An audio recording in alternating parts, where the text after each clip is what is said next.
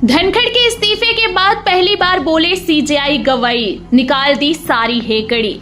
कुर्सी की हनक में सुप्रीम कोर्ट से पंगा लेने वाले जगदीप धनखड़ की सीजेआई गवई ने सारी की सारी हेकड़ी निकाल दी।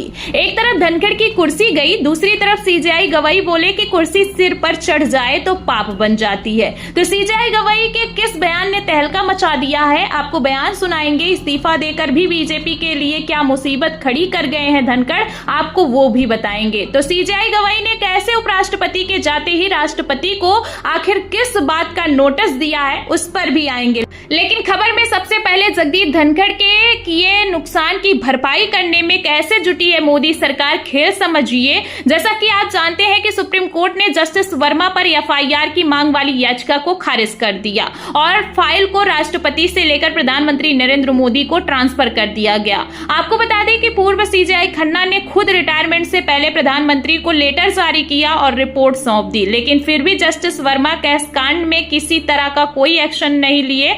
उल्टा जगदीप धनखड़ ने सुप्रीम कोर्ट को धमकाना शुरू कर दिया। खबर भी मौजूद है, खबर देखिए। इसमें लिखा हुआ है कि उपराष्ट्रपति बोले जस्टिस वर्मा केस में तुरंत एफआईआर की जरूरत, कैश कहां से आया ये जानना जरूरी, जज के घर बोरिये में अधले नोट मिले थे। आपको बता दें कि रिटायरमेंट के कुछ ही दिन पहले धनखड़ बोले कि सुप्रीम कोर्ट एफआईआर की मांग को कैसे खारिज कर सकता है। एक तरफ धनखड़ ने सुप्रीम कोर्ट पर आरोप लगाए, दूसरी तरफ सुप्रीम कोर्ट ने कह दिया कि हमारे पास क्यों आए हो, राष्ट्रपति और प्रधानमंत्री के पास जाकर गुहार लगाओ। सुप्रीम कोर्ट से लेकर सदन तक जगदीप धनखड़ ने खूब बवाल और सुप्रीम कोर्ट को हद याद दिलाने के लिए आनन फानन में जस्टिस वर्मा के महाभियोग प्रस्ताव को मानसून सत्र शुरू होते ही एक्सेप्ट कर लिया। उसके बाद क्या हुआ, कैसे सदन में मीटिंग पर मीटिंग हुई और कैसे धनखड़ को चलता कर दिया गया, आप अच्छे से जानते हैं। एक तरफ धनखड़ की कुर्सी गई, दूसरी तरफ सीजेआई गवई ने दज्जिया उड़ाकर रख दी है। दरअसल गवई ने डायरेक्ट नाम तो नहीं लिया है, लेकिन धनखड़ की तरफ से ऐसा इशारा किया कि सबकी बोलती बंद हो गई।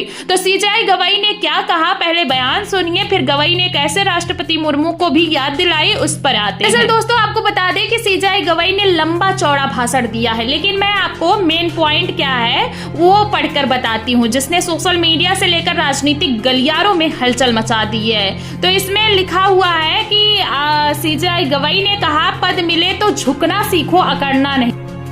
अपने भाषण के दौरान गवई का पूरा जोर जो है इसी बात पर रहा कि चाहे कोई जिलाधिकारी की कुर्सी हो, पुलिस अधीक्षक की हो या न्यायाधीश की कुर्सी हो, वह सिर्फ और सिर्फ जनसेवा का माध्यम है। उन्होंने चेतावनी देते हुए कहा कि कुर्सी अगर सिर में घुस गई तो न्याय का मोल खत्म हो जाएगा। उन्होंने कहा कि कुर्सी सम्मान की है, इसे घमंड से अपमानित ना करे। तो बड़े बड़े लोग जब लड़ते हैं डायरेक्ट नहीं इनडायरेक्ट खेल करते हैं। फिलहाल घमंड के चलते कुर्सी पर बैठकर सबसे ज्यादा अगर पाप किसी ने किया है तो वो उपराष्ट्रपति जगदीप धनखड़ ने किया है। विपक्ष के सांसदों को लगातार सस्पेंड किया गया, विपक्ष को बोलने तक नहीं दिया गया। इकलौता उपराष्ट्रपति ये हैं जिसके खिलाफ महाभियोग प्रस्ताव तक लाया गया। फिर भी धनखड़ ने मोदी की चाटुकारिता में सारी हदें पार करते हुए यहां तक कह दिया कि संसद सुप्रीम है। आपको बता दें कि धनखड़ के इस बयान पर भी सीजेआई गवई ने किसी का नाम तो नहीं लिया, लेकिन हाँ पलटवार जरूर किया है। गवई ने कहा कि कुछ लोग कहते हैं कि संसद सुप्रीम हो, लेकिन मेरी राय में संविधान सुप्रीम है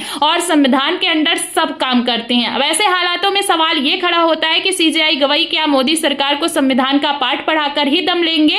यह सवाल इसलिए क्योंकि एक तरफ गवई ने बयान दिया है, दूसरी तरफ राष्ट्रपति के 14 सवालों के खिलाफ 5 जजों की कमेटी को सुप्रीम कोर्ट ने गठित कर दिया है, जिससे हड़कंप मच गया है। जैसा कि आप जानते हैं कि सुप्रीम कोर्ट ने राष्ट्रपति के बिलों पर साइन करने की टाइम लिमिट को निर्धारित किया, तो धनखड़ ने बयान दिया कि सुप्रीम कोर्ट लोकतंत्र से बाहर काम कर रहा है और राष्ट्रपति ने भी 14 सवाल दागते हुए पूछ लिया कि क्या सुप्रीम कोर्ट को इस तरह के आदेश देने का हक है। फिलहाल सुप्रीम कोर्ट को कितना हक है और कितना सुप्रीम है, इसका अंदाजा आप इस बात से लगा सकते हैं कि राष्ट्रपति के 14 सवालों के खिलाफ पहले तो सुप्रीम कोर्ट में 22 जुलाई को सुनवाई हो चुकी है, फिर नोटिस तक जारी कर दिया गया। खबर भी मौजूद है, खबर आप देख सकते हैं और इसमें लिखा हुआ है कि प्रेसिडेंशियल रेफरेंस मामला सुप्रीम कोर्ट की 5 जजों की बेंच ने केंद्र और राज्य सरकार को नोटिस जारी कर दिया। तो क्रोनोलॉजी समझिए, 20 जुलाई को सुप्रीम कोर्ट की बेंच गठित हुई, 21 जुलाई को धनखड़ का इस्तीफा हुआ, 22 जुलाई को सुप्रीम कोर्ट में सुनवाई हुई और नोटिस जारी कर दिया गया।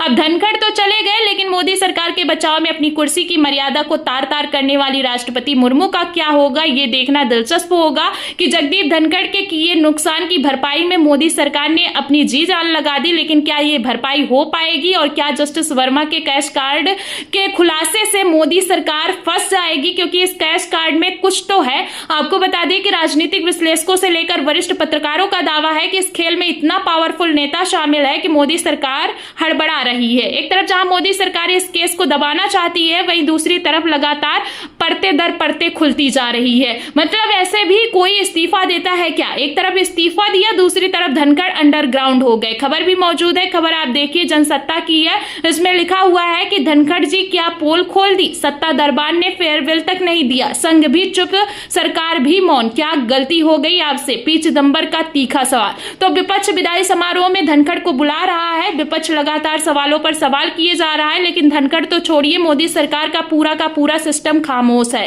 फिलहाल जैसे इस्तीफे का खेल हुआ है, सीजेआई गवाई ने एक्शन लिया है और सुप्रीम कोर्ट ने भी जस्टिस वर्मा के केस पर सुनवाई के लिए बेंच को गठित कर दिया है। ऐसे हालातों में आपको क्या लगता है?